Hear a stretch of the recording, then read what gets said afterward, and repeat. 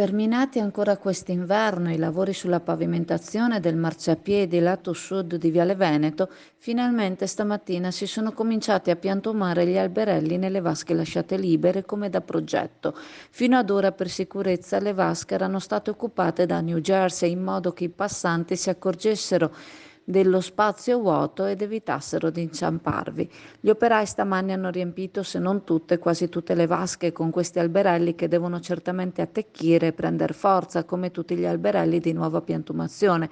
Ci vorrà un po' per vedere spuntare le prime foglie sulla chioma, ma certamente non appena cominceranno a prendere vigore, queste piante faranno bella mostra di sé.